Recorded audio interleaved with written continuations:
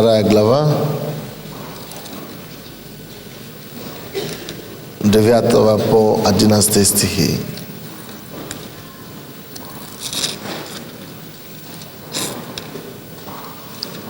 Филиппийцам. Вы все в курсе, да, что я выпустил такой ежедневник, как бы проповедь на каждый день, да, местописание на каждый день, очень полезная штука. У кого еще нету, подойдите и спросите, особенно для тех, которые спешат по утрам, это вам поможет быть собранным. Господи, в имени Иисуса, мы отдаем себя в Твои руки сегодня. Спасибо, что Ты был с нами с утра. Так четко, и так ясно, и так сильно мы переживали Твое присутствие сегодня. Я так обожаю Тебя за то, что Ты просто пришел сам. Спасибо за прославление, за свежее Твое помазание над ними. Спасибо, Господь, что Ты просто посещаешь народ Твой и утешаешь нас, ободряешь нас, поднимаешь нас, исцеляешь нас, восстанавливаешь нас, даешь нам надежду. Мы Тебя любим, благодарим и славим. Теперь мы хотим так сильно слушать от Тебя. Проговори нам, Господь. Мы просим Тебя об этом во имя Иисуса Христа. И весь народ Божий скажет. Я обещал продолжить ту проповедь, которую я начал в прошлое воскресенье. Кто из вас помнит о чем? Скажите. Не слышу.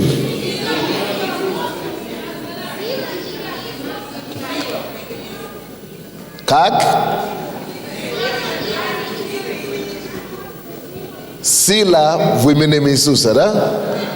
Откровение имя Иисуса, именем Иисуса. То есть сила, все то, что вам надо знать об имени Иисуса. Это не просто имя, друзья. Но поверьте мне, это не просто имя. Ребята, братья и сестры, поверьте мне, это не просто имя. Но как это так, что этот парень, который уголовник, 15 лет в тюрьме сидел, ему просто рассказывали об этом имени. Он не видел Иисуса, он не встречался с ним. Просто кто-то пришел и рассказывал о том, что есть такой Иисус. И имя Иисуса, личность Иисуса, за него молились во имя Иисуса Христа или именем Иисуса Христа. И этим именем, и этой молитвой во имя Иисуса Христа изменила настолько координатно на 180 градусов бывшего рецидивиста, уголовника профессионального вора. 15 лет стажа в тюрьме заключения, что он стал как ребенок. Но что в этом имени? Это не просто имя. Это дух, прежде всего. Вообще-то каждое имя носит какую-то ауру. Каждое слово носит ауру. Но вот имя Иисуса, она, друзья мои, подкрепляется небом. Имя Иисуса приводит все воинства Божьи в состояние ожидания и готовности, боеготовности. И каждый раз, когда кто-то с этой стороны планеты полагается на это имя, небо, друзья, обязано посчитать и подтвердить авторитет и репутацию этого имени. Now, когда мы говорим об имени человека, конечно же, нельзя разделить имя от личности этого человека. Вообще-то, имя человека будет настолько авторитетный, насколько сам человек авторитетный. Допустим, если кто-то к вам сейчас подошел, молодой человек, допустим, подошел бы это часто происходит здесь, на церкви. Молодой человек подходит к какой-то сестре и говорит: вот кто-то тебя зовет, какой-то брат там зовет. А кто он? Андрей или Саша. А кто он такой? Не знаю. А зачем он меня зовет? Не знаю. Зачем я его не знаю? А если тут придет тот же самый молодой человек и скажет: девушка, а тебя зовут пастор Сандей. Что вы думаете, эта девушка делает? Побежит, да? О, почему такая разница? Какая разница, пастор Сандей и Саша зовет? Или Сергей зовет? Сергей. Личность, которая стоит за этим именем. Вот за каждое имя стоит определенная личность.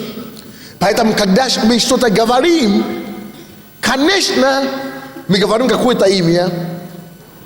Это факт, что мы говорим: Саша тебя зовет, или Петрович тебя зовет, или Иван Иванович тебя зовет. Но вот это важно, хорошо, это факт, что Иван Иванович зовет. Но если для меня Иван Иванович ничего не обозначает, все. Это тоже факт, что мы говорим: пастор Сандей тебя зовет, а человек, это уже разные реакции. Почему? Братья и сестры, слушайте внимательно. Иногда важно не сам факт, что это имя мы назвали, а еще важнее, кто стоит за этим или что стоит за этим именем. Допустим, если мы скажем, я это однажды уже сказал, если я пойду, допустим, и объявлю на всю Украину, завтра, или вы пойдете, будет выходной в Украине. Люди скажут: Сандей точно уже с ума сошел. А если президент Кушма, хотя он еще не ушел, он еще действующий, пришел и говорит: завтра постановлением будет выходной в Украине. Даже если вы не понимаете, почему, все равно будет выходной. Потому что президент. То есть важно не только то, что кто-то сказал. Я сказал, будет выходной, или кто-то сказал, будет выходной. А еще важнее, чем сказанного, есть кем оно сказано. Личность. Так, когда мы говорим имя Иисуса, мы не просто произносим имя. Мы не только выговариваем факт имя какое-то, но как только что мы называем имя Иисуса, вся личность и все значение, вся тяжесть, кто есть Иисус, вся подкрепляет это имя, которое вы называете. Когда вы призываете Его, вся Его верность приходит в действие. Вся Его сила приходит в действие. Вся Его влияние приходит в действие. Весь Его авторитет подкрепляет это имя, которое вы называете. Значит, имя важно. Но, то есть, даже земные имена важны. Но вот, когда мы говорим об имени Иисуса, вау! Поэтому мы читали в прошлый раз Филиппийцам 2 глава 9 стиха, что посему и Бог превознес Его.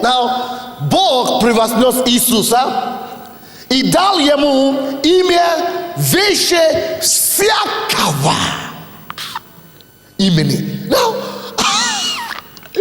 Превознес Его и дал Ему имя не просто выше всякого имени людей, людских, то есть имя Его выше имени Будды, right?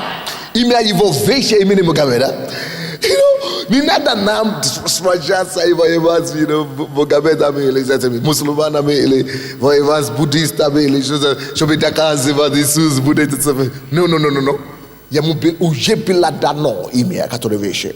Now, Бог неба и все творение уже возвысило Его уже выше любой религии, которая была, right? Которая будет и которая еще не видно, когда будет. Уже имя Его было уже превознес выше все эти вещи. Так что нету страха в том, что какая-то религия перегонит христианство или какой-то человек станет популярным христианством. Вы знаете, за последние 100 лет, проводит не 100 лет, 50 лет, 20 или, я не знаю, может быть 100 лет на самом деле. Проводится опрос, какое самое значительное имя в истории, кто больше всего влиял на историю. Все всегда говорят Иисус. Иисус. Даже Александр Македонский, Наполеон, они сами признавались и сказали, мы были великими, и мы завоевали империи и царства, но только Иисус завоевал мир без пролития крови, без оружия, но другим оружием, оружием любви. Это невероятно, это невозможно. Это его сделало выше всех. Кто это сказал? Наполеон, да? Или Александр Македонский? Кто-то из них сказал. Наполеон, по-моему, сказал, да. То есть это факт. Бог дал ему имя, которое выше. Написано, Бог дал ему не только имя, которое выше людских имен, но написано, Бог дал ему имя, которое выше всякого имени. Окей? Это значит, Бог превознес его и дал ему имя, которое выше имени даже сатаны, которое выше имени ангелов, который выше именов всяких духов. Бог дал ему имя, которое выше всяких имен. Всякого имени. То есть вы можете назвать, что хотите. И это все должно повиноваться Иисусу. Потому что в духовном мире они знают, Иисус уже превознесенный выше их. Вы знаете, конечно, что закон субординации есть такой. Если я директор фирмы или главный директор, менеджеры должны слушаться мне. Если я хозяин фирмы, то начальники отдела должны слушаться. Если они не будут слушаться, они все теряют место. Так и в духовном мире.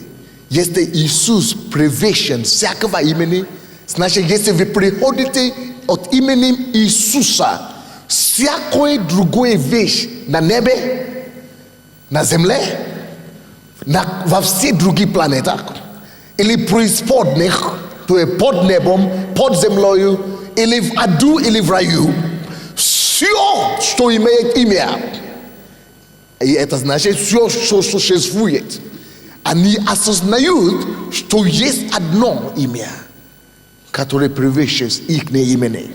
Поэтому, когда вы приходите этим именем Иисуса, все должно преклониться. Поэтому, когда мы говорим именем Иисуса, ты дух рака, убирайся. Рак – это имя. Рак начинает слушаться. Когда мы говорим именем Иисуса, ты дух наркомании, выйди прочь. Наркотики – это имя, название. И оно начинает слушаться. Мы думаем, чего это так? А потому что мы не просто говорим пустое имя.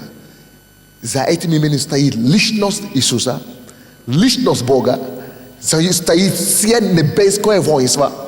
Написано, что все, что начало быть, и все существующее, и все видимое и невидимое, все было создано им. И им все держится. Имя Иисуса.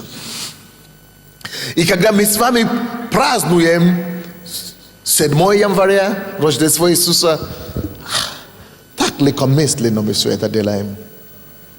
Поэтому я об Иисусе проповедую в этом месяце. Только об Иисусе. Иисус – это моя жизнь. Иисус – это жизнь всего творения. Иисус – это то, который был превознесенный над всем творением. И кому должны поклоняться всякое творение, всякое живое должны поклоняться Ему, потому что Бог посему превознес Его,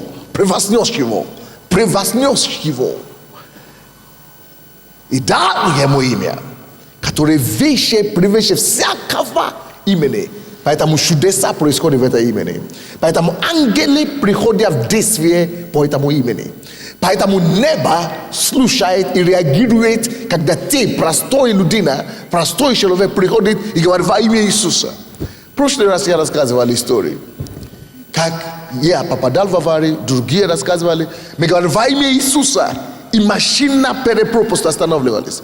To jest ili, człowiek tonął w wodę i on mówi, w imię Jezusa, kakata nie widzi ja ruka przychodzi i bierze dziewczynę, która była beremena bliznicami, bierze ją i tashi z seredinie morza, nie widzi sekundu na brzegu. Jak to pojąć imię Jezusa? Za tym imieniem jest niebesne potwierdzenie, niebesne присутствие. Не привыкните к этому имени. Пожалуйста, не привыкните к этому имени. Не пренебрегайте это имя. Пускай имя Иисуса не станет просто религиозной фразой для вас. Пускай имя Иисуса не станет просто штампой, который мы заканчиваем или начинаем молитвы. Знаете, что как только что вы произнесите это имя, небо приходит в движение. Как только что вы произнесите это имя, дело сделано, контракт подписан.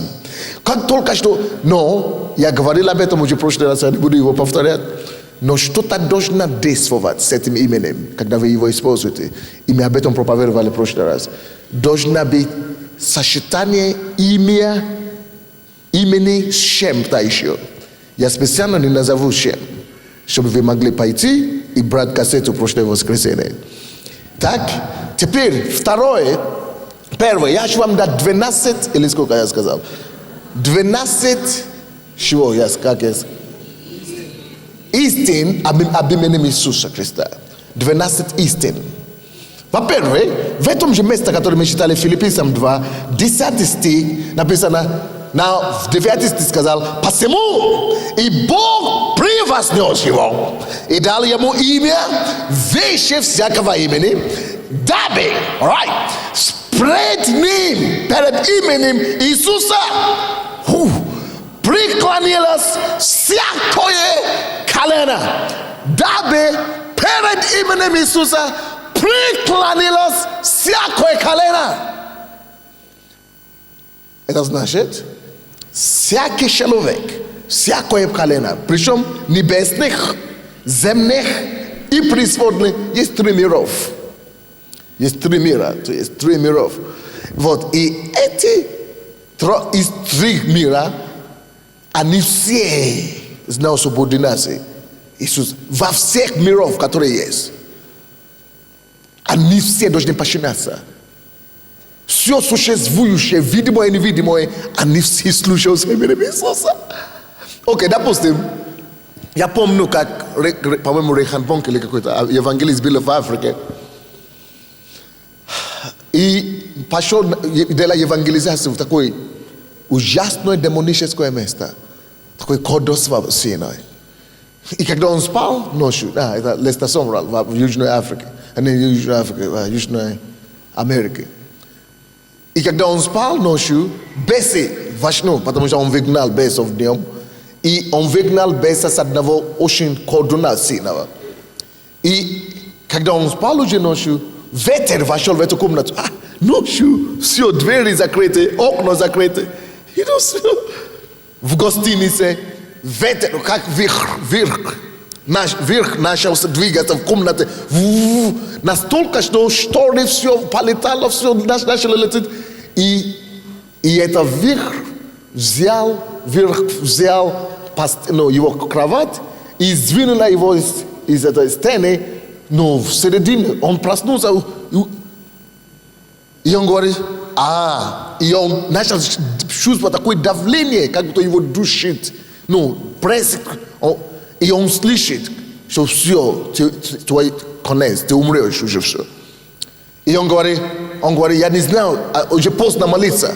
И Бог мне сказал, имя Иисуса. Он говорит, я просто сказал, как будто я проснулся, говорит. Я вспомнил имя Иисуса, он говорит, во имя Иисуса, говорит. Он говорит, затишье. И он говорит, значит, работает. Значит, во имя Иисуса. Он говорит, я стал смелее, говорит. И говорит, во имя Иисуса, во-первых, прекрати, дьявол. И он говорит, я сразу помню, что это того колдуна, кого я выгнал, этого духа. Тот дух вышел из колдуна и пришел теперь меня терроризировать. И говорит, я повелевал тебя, прекрати и выйди отсюда, чтобы все затишье стало. Agora все стало затишье. Он говорит, жду 5 минут, тихо. Жду 7 минут, говорит, тихо. Он говорит, слушай, работай. Он говорит, у меня еще десновение больше появилось. Он говорит, я сказал, ну, дьявол, теперь вернись сюда обратно и поставь все обратно на место, как ты его оставил. Не такой порядок был, как 5 минут назад. Он говорит, пошел, лег спать. Он говорит, тут же, он говорит, во имя Иисуса. Он говорит, как только что я сказал во имя Иисуса, опять вверх. Серьезно, да. И все начали трястись, и постель, кровать на месте, шторы на месте. Удивительные вещи. Что в этом именем? За этим именем бодрствует небо.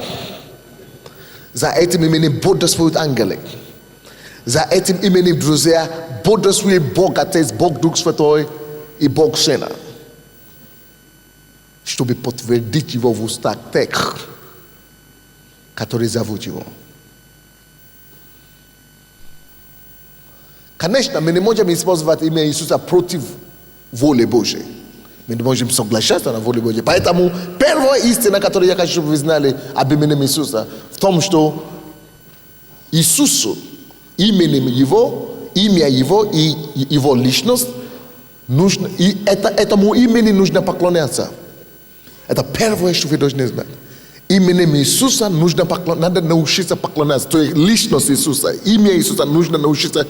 Вы помните, когда Матфея 6 глава 9 стих, он говорит, молитесь так, Отче наш, сущий на небеса, да святится что? Не слышу. Не слышу. Не слышу. Да святится имя Твое.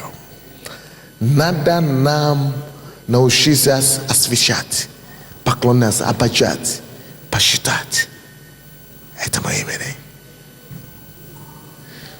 Потому что он говорит, что чтущий Господа, это Даниил 11:32. Если кто-то научится чтить Господа, чтущий Господа усилится и будут действовать. Если только мы сможем научиться осветить, поклоняться, обожать Иисуса.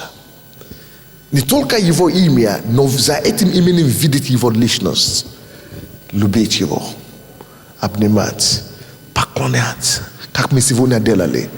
Сила Бога высвобождается. Допустим, вы замечаете, что когда мы начинаем поклоняться Иисусу вот так, для меня, когда мой дух полностью в это поглощается, когда я разгрет в духе, мой духовный человек просыпается, как бы. Я становлюсь как одно целое с духом его. Я начинаю видеть, слышать. Именно тогда вы слышите, я говорю какие-то проблемы там.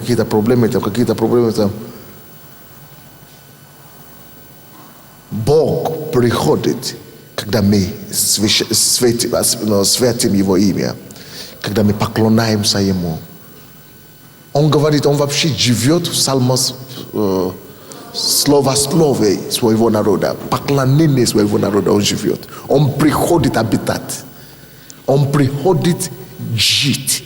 Его присутствие приходит. То есть, когда мы поклонялись Его сегодня, присутствие Бога начало исцелять людей. И Бог мне начал это показывать, говорить. И я начинал видеть. То есть, научитесь каждый день светить Его имя.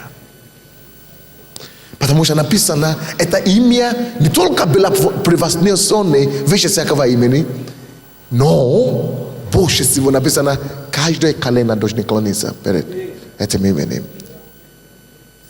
То есть все должны поклоняться Ему. Слушайте, друзья, кто не поклоняется Господу сейчас сознательно, то есть вы будете поклоняться Ему, хотите, не хотите, вы склонитесь перед Ним рано или поздно. Либо при жизни здесь, чтобы Он стал вашим Господом и Спасителем, и повез вас в жизнь вечную, либо вы все равно будете вынуждены преклониться перед Ним, но уже насильно, силою, когда вы встретитесь с Ним лицом к лицу. А все, вы помните, кто из вас помнит, ваши друзья, да, начальники на работе или мужья, которые говорят, а я сам себе Бог, я сам себе Бог. Какой Бог? Какой сам? Молодец, красавец, умница. В жизни написано, никуда не денешься. Все равно каждое колено, причем включая сатану самого дьявола. Никуда не денешься. Хочешь, не хочешь, каждое колено преклонится. Каждое преклонится. Либо добровольным, как твой Господь и Спаситель, либо насильно, как твой суд и обвинитель, и судья, который тебя потом осудит на вечное мучение в аду. По-любому придется. Единственная разница, если ты сегодня поклонишься ему, здесь склонишься колено перед ним здесь на земле, поклоняйся ему здесь на земле, служишь ему здесь на земле, он тебя избавляет от вечного мучения в аду. Но если ты здесь поклонился кому угодно, самому себе, ты сам себе сделал Богу, или деньгам поклонился, или грехам поклонился, или порнографиям, или сексу, а Бога, мне не до тебя. Ну, молодец, Господин независимый. Он тогда тебя заставит это делать. Хочешь, не хочешь.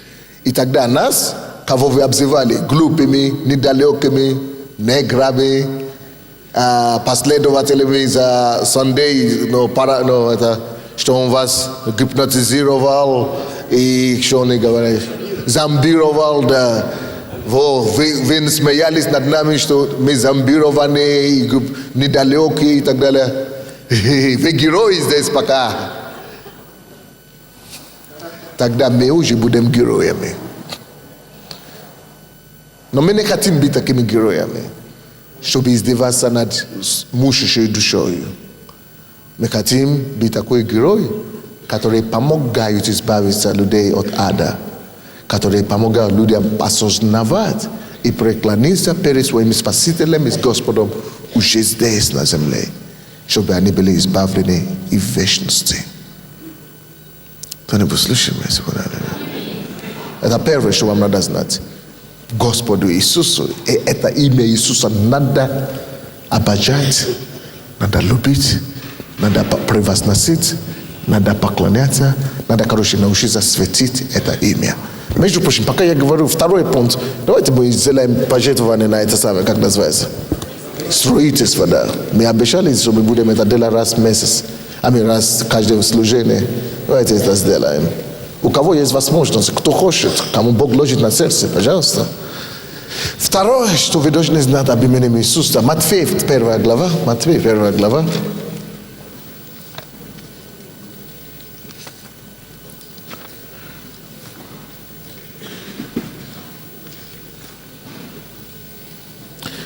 Первый стих. Здесь написано такие слова. Родит же сына. Слушайте меня, нет? Церковь, не слышу вас.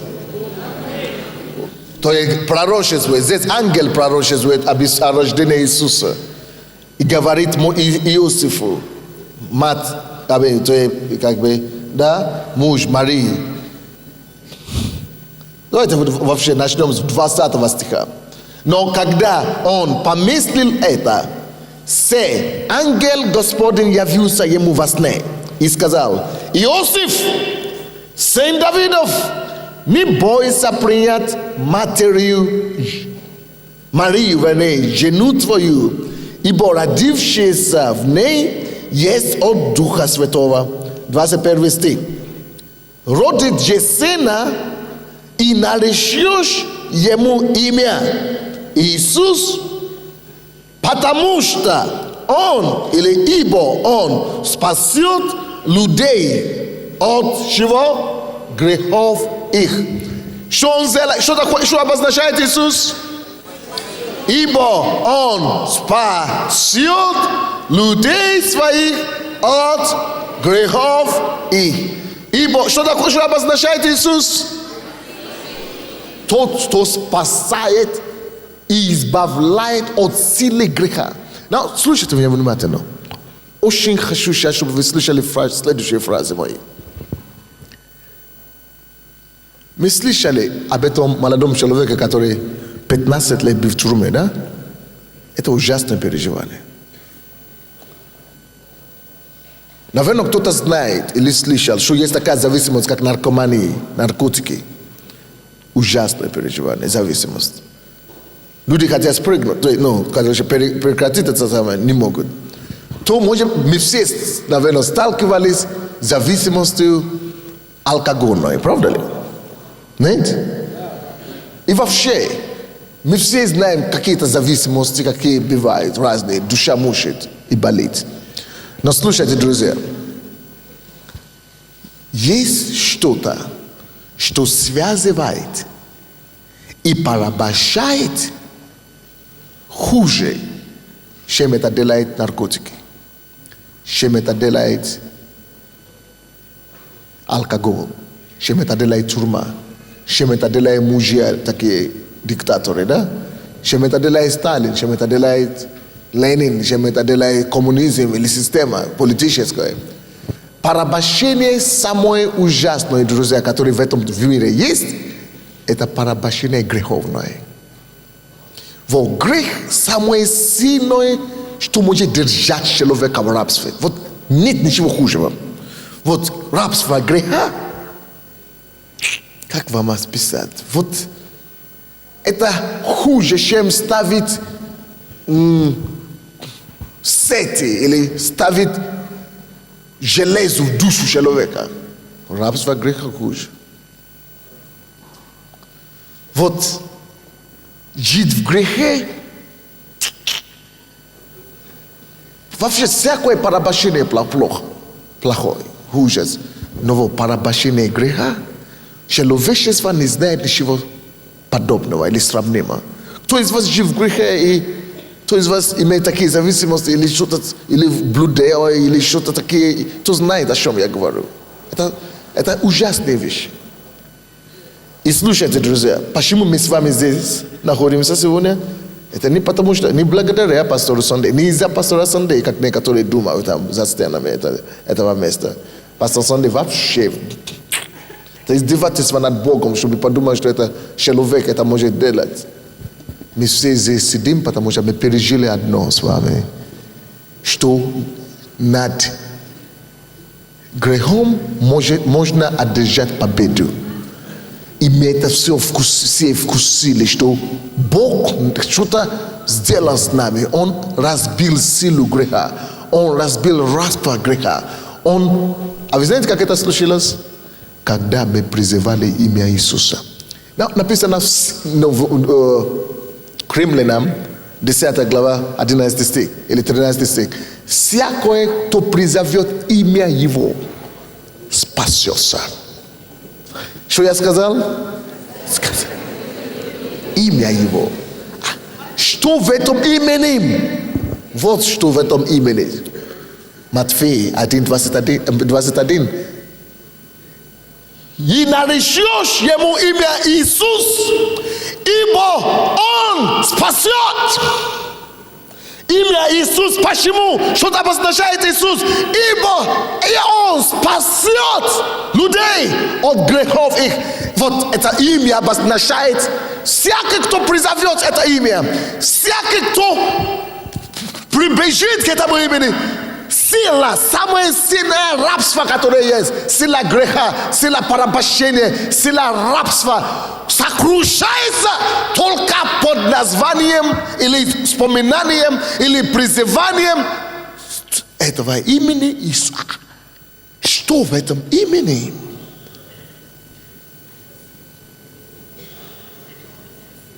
Всякое, кто призовет имя Господне, спасется от любой зависимости, от любого рабства, от любого порабощения, от любого умственной зависимости, от любого физической зависимости, от всякого рода рабства, всякое.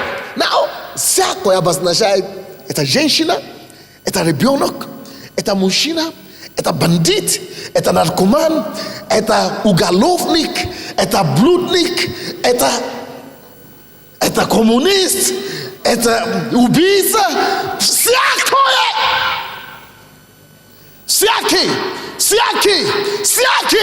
кто призовет. Почему так сильно? Всякий? И не важно, что он сделал? Нет, всякий. Благодаря тому, что уже сделал, это личность Иисус. Он пообеспечил все,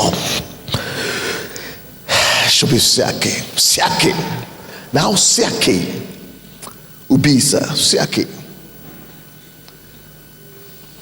грешник, всякий, мужчина, всякий, женщина, всякий. Кто призовет? Надо только призвать. Он на то и был послан, чтобы разрушить всякую силу греха, всякое рабство, зависимости, всякое, что держит человека от того, чтобы быть счастливым, радостным и в полете. Разбить и разрушить, сделать человека свободным. Окей? Разговаривайте с некоторыми людьми. Некоторые люди обижены на Бога. Oh no. Не понимаю его, не поняли. Now, чтобы нашество без страда не было меньше. Чтобы всякое рабство было посрамлено. Он пошел на то, чтобы отдать свою жизнь. И говорит, всякий, кто призовет.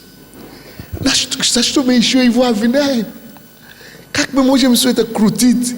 Наоборот, сделать, что он уже виновный за наши горы. Я принял решение для себя. Я понял. Я уже слишком близко знаю Бога и слишком много его понял. Что бы ни случилось со мной, что бы ни происходило в моей жизни, никогда Бога не обвинять. Никогда на Бога не обижаться. Никогда пальцу обвинение на Бога не указывать. Это Он на моей стороне. Это Он выступает за меня. Это не Он тот, кто против меня. Есть другой, кто против меня. Это дьявол меня уничтожит. Это враг моей души меня терзит и меня устраивает всякий. Кто-то говорит, а я же хожу в церковь сколько? А почему я не замужем? Кто-то мне сказал, что некоторые люди говорят, я хожу в церковь сколько? Почему я не замужем? Почему я расстроились до Бога? Я говорю, слушай, слава Богу, что ты ходил в церковь. То, что ты не замужем, это не беда. Спроси у тех, которые были замужем.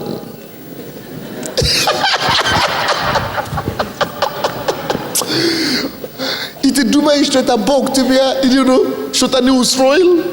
Наоборот, это Бог, тот, кто от тебя избавил от чего-то. Что бы ни случилось в твоей жизни, всегда быть благодарен. Что бы ни случилось в твоей жизни, всегда быть благодарен. С его стороны, он на твоей стороне. Он только выступает за тебя. Он только твои интересы ищет. Он только твою сторону выступает. Он только и делает одно, чтобы тебя было лучше. Он не тот, который воюет против тебя. Он не тот, который против тебя. Он тот, который за. Поэтому ради даже этого он пошел до такой крайности, чтобы отдать свою жизнь. Самое дорогое, что есть человека. Чтобы ты, всякий, когда ты призовешь имя его, чтобы ты был спасен. Но заметьте себе это слово еще раз. Всякий, ибо всякий, кто призовет имя Господне, спасется. Давайте поразмышляем об этом. Спасается от чего? Alright. Он спасет детей своих греховых. Это одно. Но там не написано только от грехов. Бог не ограничивает. Значит, если ты мама наркомана и призовешь имя Господне, Бог спасет твоего сына от наркотиков. Это значит, если ты муж больной женщины, всякий, кто призовет имя Господне, значит, ты призовешь И твоя жена спасется. Всякий, кто призовет. Потрясающая вещь. От чего спасется? От всего, что человека беспокоит. От всего, что душит, что порабощает, что унижает, что приземляет, что издевает над человеком. Всякий. Окей, а есть у меня на работе проблема. Всякий, кто призовет имя Господне. И от проблем на работе спасется всякий, кто призовет. Фантастика. А если я хочу роды, и тяжело роды и так далее, всякий, кто призовет имя Господне. Резервированное имя, обеспеченное имя, забито все в нем в этом имени. Чтобы что бы у тебя не было, какая бы ситуация не была, всякий, кто призовет имя Господне, спасется. Иисус, имя Иисус, имя Иисус. О, имя Иисус. Имя Иисус. Имя Иисуса. У кого сейчас зависимость порнографическая, интернетовская, то призовет имя Господне, спасется. У кого-то сейчас зависимость, вы преследуете мальчиков, маленьких детей, то призовет имя Господня, спасется во имя Иисуса. У какой-то мать, вы послали вашу дочку в школу, как детский сад, или, по-моему, 9 лет девушки, и кто-то над ней начинает что-то играть, шутки играть с ней и так далее, то призовет имя Господне. Спасется. Безопасность для детей, безопасность для дочерей, безопасность для сыновей, безопасность на работе, в школе, на улице, от бандитизма, от проституции, от чего бы ни угодно, то призовет имя Господне. О, есть спасение в этом имени, друзья. Есть избавление в этом имени. Давайте начнем дорожить это имя.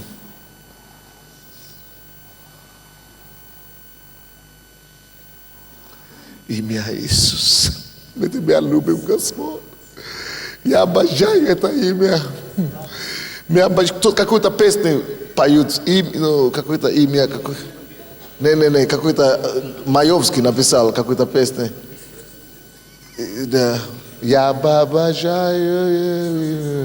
Да. Кто-то, давайте будем петь. О, Боже мой. Имя Иисус. Имя Иисус. Имя Иисус. Имя Иисуса.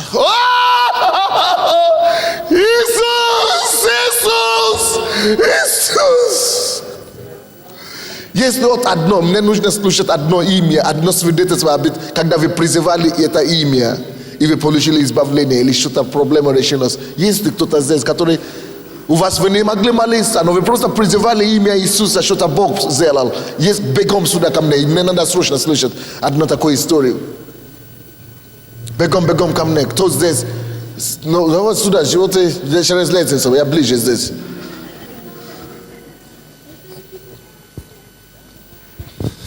У меня была такая ситуация, когда только покаялся, мне тревога пришла, что что-то с отцом, но он должен был умереть, в катастрофу он должен был попасть. И я не умел еще молиться, и я знал только, что нужно только призвать Иисус, и я на языках молился.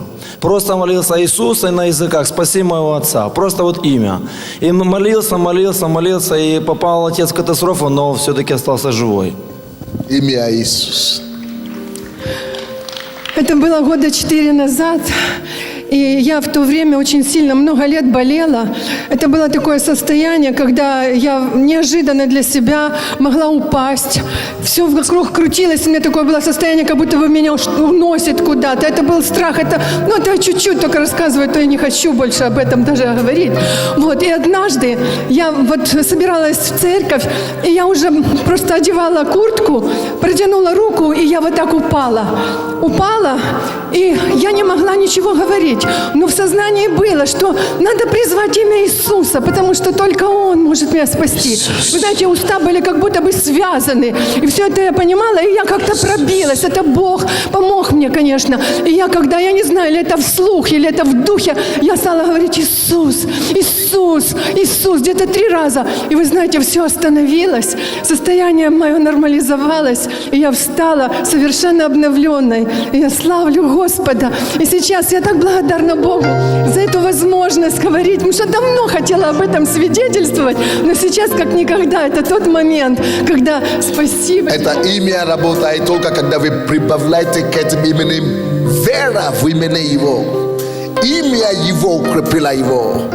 Вера во имя Его. Имя Его укрепило Его. Всякий, кто призовет, слишком много уже. Я сегодня чуть не умерла ночью. Дело в том, что вчера я узнала свое предназначение. Я думаю, что дьявол хотел меня убить сегодня ночью. И я проснулась от того, что у меня вроде бы как кто-то печку положил. Я не могла подняться, потому что у меня тело, вроде бы кто-то придавил его к постели. Я не могла ни пошевелиться, ни рукой, ни... Тише музыку. Ничем не могла пошевелиться. И когда я открыла глаза, на меня стены просто такое... Класс. Такое ощущение, что стены на меня навалились. И то я вообще ничего не могла. Я в итоге начала просто молиться громко и призывать имя Иисуса. И начала петь вот эту вот песню, этот припев. И я увидела, как что-то потихоньку начало меня отпускать. И в итоге я потом поднялась и... И сегодня вы здесь. Слава Господу. Вы знаете, мне удалили желчный пузырь 3 недели назад, и у меня никак рана все время гноилась. И в воскресенье я была на проповеди, я еле пришла, и пастор говорил эту проповедь об имени Иисуса. И вот сегодня ночью у меня так болел живот, я не могла встать, взять таблетку. Я вспомнила эту проповедь, сказала только «Иисус!» и моментально боль ушла. Иисус, всякий, кто призовет имя Господне, спасется. Давайте будем шиновать, будем посчитать это имя. Не уходите, не спешите, просто поклонитесь.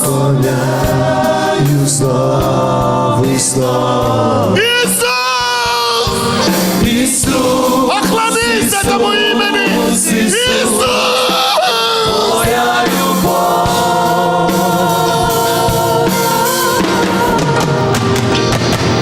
Иисус, Иисус, Иисус, я промовляю снова и снова. Иисус, Иисус, Иисус, ты моя любовь.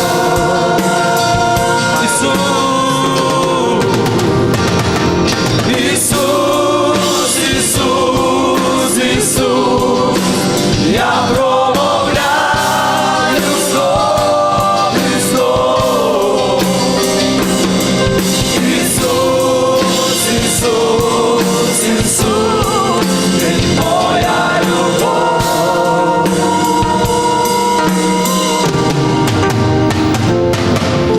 Не просто пойте об Иисусе, пускай Он станет ваша любовью.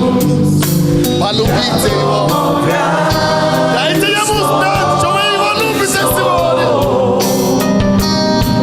Иисус, Иисус, Иисус, ты моя любовь.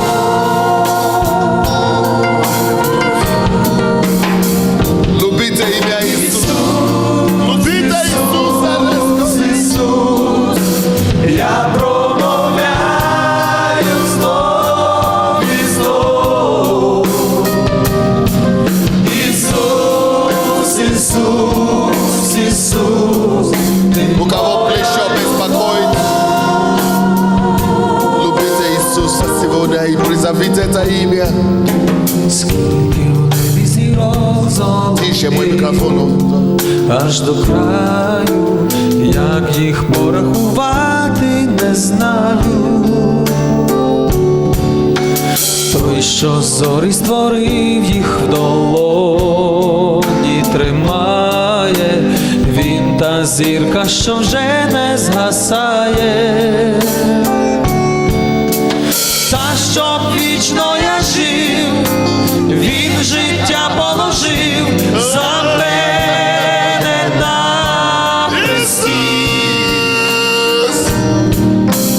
Так мене полюбив, що гріхи всі просив мені Отця явив.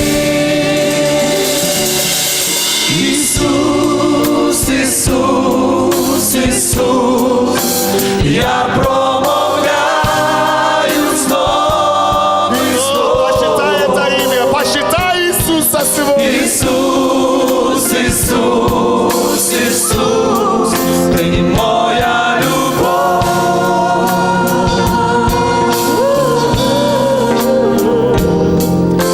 Ісус, Ісус, Ісус, я промовляю знов і знов.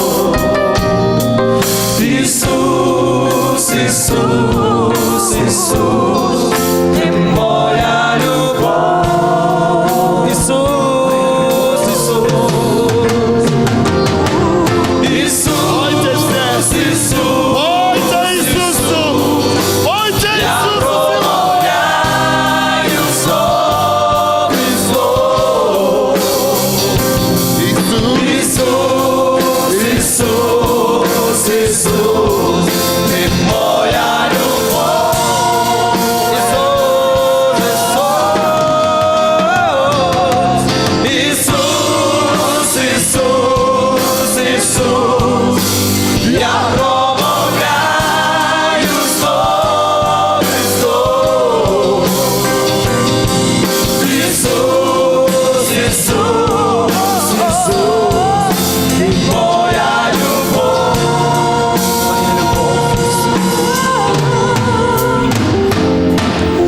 Скільки в небі зірок золотих, аж до краю, як їх порахувати не знаю.